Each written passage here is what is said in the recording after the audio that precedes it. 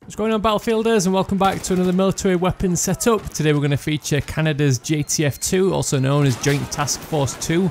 So the weapon of choice for this week to represent JTF-2 is the M4. Now this is going to fill the place of the Daimaco, or as it's known now, Colt Canada's C8, which is basically the same weapon as the M4, just with a few minor tweaks, but appearances and performance wise it's pretty much identical. We do tend to see various types of optics on those C8s from various videos and images, but one of the most common is the EOTech Holographic Sight, so we'll go with the Holosight for our optic in Battlefield 4.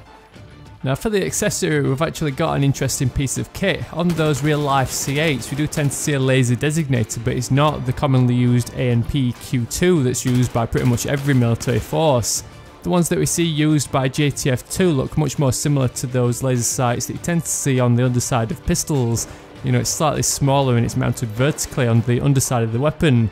I tried to do as much research as I can, but I couldn't find exactly what the model or the spec was for this exact laser sight, but the closest model I can make it out to be is the ANP Q14 from Insight Technology, which is primarily designed as a pistol laser lighting illuminator, but it can also be used on other rifles with the same Picatinny rail system.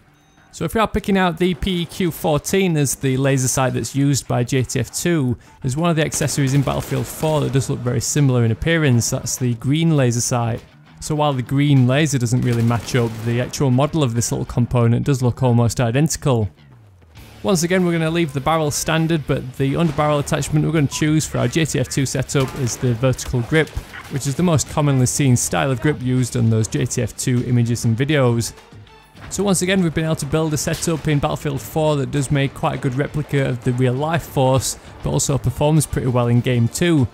The M4, while it is limited to its burst fire mode, is pretty competitive, and I much prefer playing with those lower magnification sights like the holographic sight over those higher zoom scopes. Then we've got the green laser sight, which is a cool all-round attachment, and the vertical grip, which is going to help with tighter shot spreads. So we'll give this setup a try in Battlefield 4 and have some fun playing as JTF-2. If you're enjoying these military weapon setups, I'd really appreciate a thumbs up just to help spread the word and share my videos with your friends.